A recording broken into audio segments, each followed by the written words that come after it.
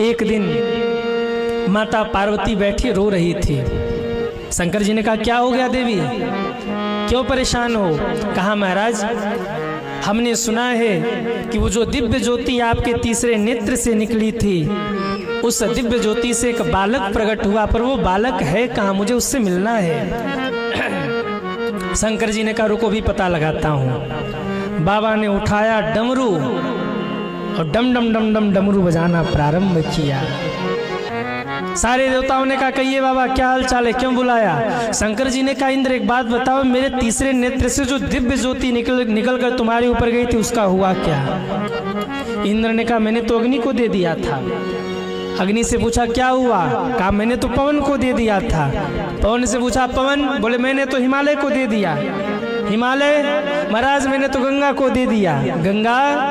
गंगा ने कहा, मैंने तो उठा करके जंगल में फेंक दिया। अब साक्षी कौन बने? सूर्य को बुलाया। सूर्य तुम्हारी ड्यूटी रहती है, बताओ उस दिव्य ज्योति का क्या हुआ? सूर्य ने कहा, महाराज जब तक हम थे तब तक वो दिव्य ज्योति वही रही, अब मेरे जाने के बाद चंद्रमा से पूछो क्या हुआ। चंद्रमा को बुलाया। चंद्रमा उस दिव्य ज्योति का क्या हुआ? बोले, महाराज मैंने देखा, जो रात्रि भई देखते ही देखते वो दिव्य ज्योति से एक बालक प्रकट हुआ और वहीं पर वो रोने लगा, आवाज करने लगा, जोर जोर से चिल्ला चिल्ला के वो रोया।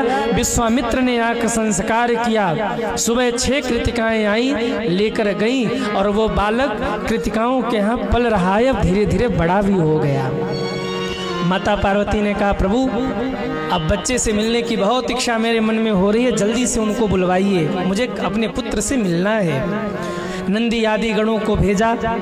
नंदी आदि गण आए। छोटे से कार्तिकेय भगवान, छोटे से खड़ानन भगवान, माथे पर त्रिपुंड लगाए, छोटे छोटे हाथ, छोटे छोटे पैर हैं, जटाजूट बांधे हुए हैं, एक हाथ में त्रिशूल है, दूसरे हाथ में डमरू लेकर के कृतिकाओं के उस आश्रम के बाहर खेल रहे थे।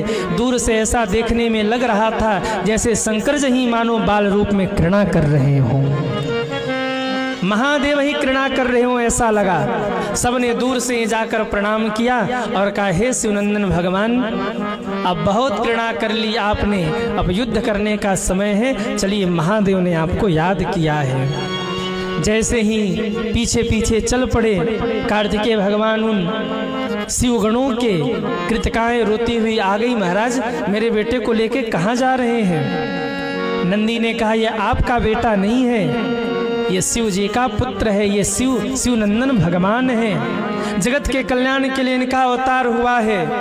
भला सूखी लकड़ी के कोतड़ में कहाँ इतना सामर्थ्य है कि वो अग्नि के एक गोले को अपने ऊपर संभाल सके? ये महादेव के पुत्र है, आपके संभाले नहीं संभलेंगे। ये साधारण बालक मत समझिए इन्हें, ये वो अग्नि है जो तारकासुर का अंत करेंगे, आप इन्हें नहीं संभाल सकती। कृतिकाओं ने कहा, फिर भी हम माँ हैं, हमने इनका पालन किया है, क्या हमारा अधिकार नहीं? कहा, वो तो पार्वती माँ बताएंगी, चलिए। अब कृतिकाएं कार्तिकेय भगवान के पीछे पीछे चली हैं। जैसे ही कार्तिकेय भगवान कैलाश पर आए, आहा बाजे गाजे के साथ स्वागत हुआ। माता पार्वती ने दौड़ करके हृदय से लगाया, सब देवताओं ने जय जयकार किया। बोलिए शिवनंदन भगवान की जय हो, खड़ानन भगवान की जय हो। सब देवता जय जयकार कर ही रहे थे, इतने में पीछे से कृतिकाओं ने रोना शुरू किया। माता पार्वती ने पूछा, कौन रो रहा है? शिवगढ़ बोले, माँ ये वही कृतिका हैं जिन कृतिकाओं ने इनका पालन किया है, और उनका ये कहना है कि अगर आप इन्हें लेकर जा रहे तो हम कहाँ जाएंगे, इनका पालन पोषण हमने किया है। माता पार्वती समझ गई, कृतिकाओं को हृदय से लगाया, कहा, कृतिकाओं ये साधारण बालक नहीं है, जगत के कल्याण के लिए इनका अवतार हुआ है। कृतिकाओं ने कहा, माँ पर आप भी तो एक माँ हैं, एक बेटे को छीन लिया जाए, माँ से दूर कर लिया जाए तो उस माँ को कितनी पीड़ा होती है, आप समझ सकती हैं, आप बताइए हमें संतोष कैसे होगा? माँ ने कहा, कृतिकाओं भले ही ये शिवनंदन है, पर हम आपको वचन देती हैं, इनको आपके नाम से जाना जाएगा। आज से इनका नाम कार्तिकेय होगा, जो आपके नामों पर होगा इनका नाम। आप कृतिका हैं, ये कार्तिकेय होंगे। सबने जय जयकार किया। बोलिए कार्तिकेय भगवान की जय हो। जब भी आप इन्हें याद करेंगी आपके पास ये जरूर जाएंगे, ये मेरा वचन है। कृतिकाएं चली गई हैं, देवताओं ने स्वागत किया, महादेव से प्रार्थना किया, बाबा कार्तिकेय भगवान को भेजिए और तारकासुर का वध कराइए। शिव जी ने आज्ञा दी है। सारे देवताओं ने मिलकर के दिव्य अस्त्र शस्त्र प्रदान किए।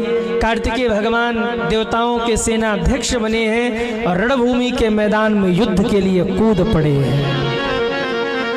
जैसे युद्ध के लिए कूदे, देवताओं के घर मंगल होने लगा और दैत्यों के घर अमंगल होने लगा। तारकासुर युद्ध के लिए आया, लेकिन कहते हैं तारकासुर के घर के दिए बुझ गए। निशाचरों के स्त्रियों के मांग के सिंदूर मिटने लगे हैं, उनके हाथों की चूड़ियां फूटने लगी हैं। भयंकर युद्ध हुआ और अंत में कार्तिकेय भगवान ने पाशुपाश अस्त्र फेंक के मारा है।